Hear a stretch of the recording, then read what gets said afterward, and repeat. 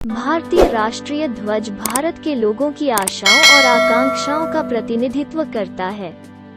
1.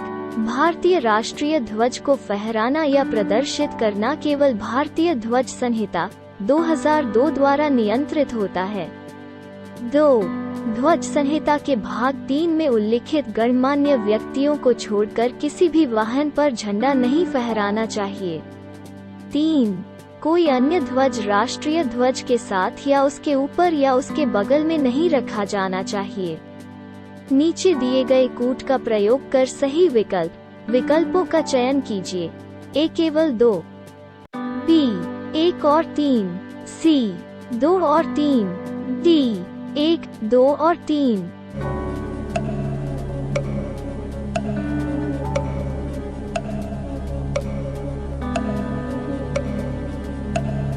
उत्तर सी। भारतीय राष्ट्रीय ध्वज हमारे राष्ट्रीय गौरव का प्रतीक है और प्रत्येक भारतीय का राष्ट्रीय ध्वज के लिए सार्वभौमिक स्नेह और सम्मान और वफादारी आवश्यक है।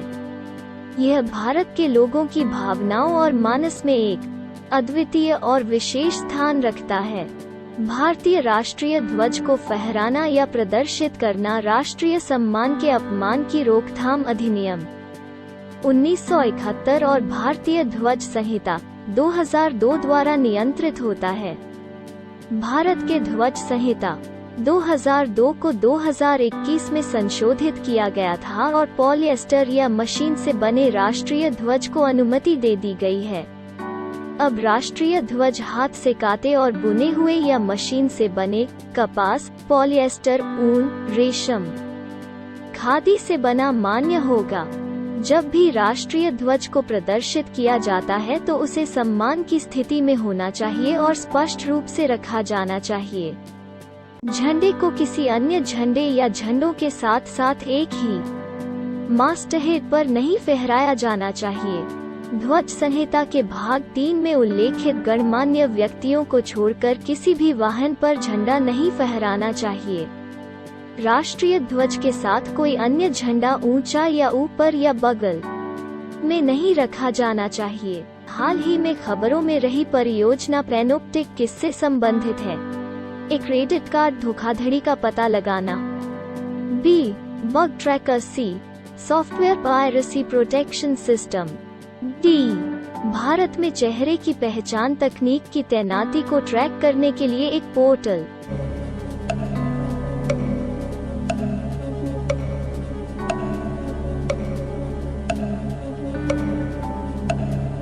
उत्तर D Internet Freedom Foundation IFF की परियोजना पैनोप्टिक का उद्देश्य भारत में फेसियल रिकग्निशन टेक्नोलॉजी FRT परियोजनाओं की तैनाती और कार्यान्वयन में शामिल संबंधित सरकारी हितधारकों के लिए पारदर्शिता और जवाबदेही लाना है।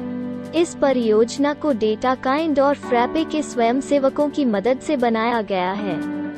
IFF एक भारतीय डिजिटल स्वतंत्रता संगठन है जो यह सुनिश्चित करना चाहता है कि उक्त प्रौद्योगिकी मौलिक अधिकारों का सम्मान करती रहे। इसका उद्देश्य यह सुनिश्चित करना है कि भारतीय नागरिक संविधान द्वारा गारंटीकृत स्वतंत्रता के साथ इंटरनेट का उपयोग कर सकें। नई दिल्ली में स्थित IFF एक भारतीय गैर सरकारी संगठन है जो डिजिटल अधिकारों और स्वतंत्रता पर वकालत करता है। यह संस्था ऑनलाइन स्वतंत्रता, गोपनीयता, शुद्ध तटस्थता और नवाचार की रक्षा के लिए वकालत करती है। यूनिफाइड पेमेंट्स इंटरफेस UPI के संबंध में निम्नलिखित कथनों पर विचार करें। 1. इसे डिजिटल पब्लिक गुड माना जाता है। 2. सरकार द्वारा UPI के माध्यम से लेनदेन के लिए न्यूनतम शुल्क लगाया जाता है।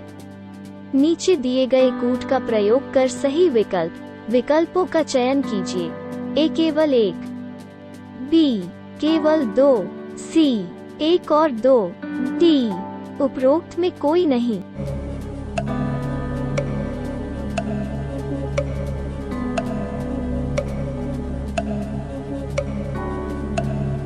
उत्तर ए। वित्त मंत्रालय ने UPI सेवाओं को डिजिटल पब्लिक गुड कहा है और बताया कि सरकार इसके लिए शुल्क लगाने पर विचार नहीं कर रही है। यूनिफाइड पेमेंट्स इंटरफेस एक ऐसी प्रणाली है जो एक ही मोबाइल एप्लीकेशन में एक साथ कई बैंक खातों का एक्सेस प्रदान करती है, कई बैंकिंग सुविधाओं को मर्ज करती है, निर्बाध फंड रूटिंग और मर्चेंट भुगतान की सुविधा प्रदान करती है। यह कैशलेस भुगतान को तेज, आसान और सुगम बनाने के लिए 24 घंटे तत्काल भुगतान सेवा (IMPS) का एक उन्नत संस्करण है। आज के शीर्ष यूपीआई ऐप्स में फोन पे, पेटीएम, गूगल पे, अमेजन पे और भीम सरकारी आदि शामिल हैं। क्रिप्टो फॉलआउट के परिणामस्वरूप नॉन फंजिबल टोकन्स को झटका लगा। NFT के संदर्भ में निम्नलिखित कथनों पर विचार करें। 1. NFT डिजिटल परिसंपत्तियां हैं जिनके स्वामित्व को ब्लॉकचेन पर संग्रहीत लेनदेन रिकॉर्ड के माध्यम से सत्यापित किया जाता है। 2. आर्टवर्क, डिजिटल अवतार और संगीत।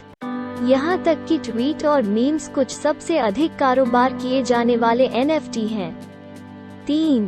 क्रिप्टो मुद्रा और अपूरणीय टोकन दोनों विनिमय हैं। नीचे दिए गए कूट का प्रयोग कर सही विकल्पों का चयन कीजिए। A. केवल 1, B. 2 और 3, C. 1 और 2, D. 1, 2 और 3।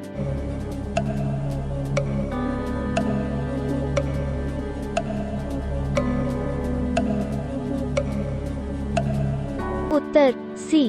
नॉन फंजिबल टोकन्स, अपूरणीय टोकन NFT डिजिटल परिसंपत्तियां हैं जिनके स्वामित्व को ब्लॉकचेन पर संग्रहीत लेनदेन रिकॉर्ड के माध्यम से सत्यापित किया जाता है। आर्टवर्क्स, डिजिटल अवतार, संगीत, मीम्स और एक्सेसराइज्ड बंदर कुछ सबसे अधिक कारोबार वाले NFT हैं। ओपेनसी NFT और क्रिप्टो के लिए दुनिया का पहला और सबसे बड़ा बाजार है। क्रिप्टो मुद्रा एक मुद्रा है और यह बदली जा सकती है, जिसका अर्थ है कि यह NFT के विपरीत विनिमय है। उदाहरण के लिए, यदि आपके पास एक क्रिप्टो टोकन है जैसे कि एक इथेरियम, तो अगला इथेरियम जो आपके पास है वो भी उसी मूल्य का होगा। लेकिन NFT अपूरणीय है। इसका मतलब है कि एक NFT का मूल्य दूसरे के बराबर नहीं है। अतः प्रत्येक NFT दूसरे से भिन्न होती है, जो इसे अपूरणीय और अद्वितीय बनाती है। बौद्ध धर्म के संबंध में निम्नलिखित कथनों पर विचार करें। 1. बौद्ध धर्म वैदिक शास्त्र का विरोधी था। 2. एरी रेशम अपनी उत्कृष्ट गुणवत्ता के कारण बौद्ध अनुयायियों की पसंदीदा सामग्री है। नीचे दिए गए कूट का प्रयोग कर सही विकल्पों का चयन कीजिए। A. केवल 1, B. केवल 2, C. 1 और 2, D. उपरोक्त में से कोई नहीं।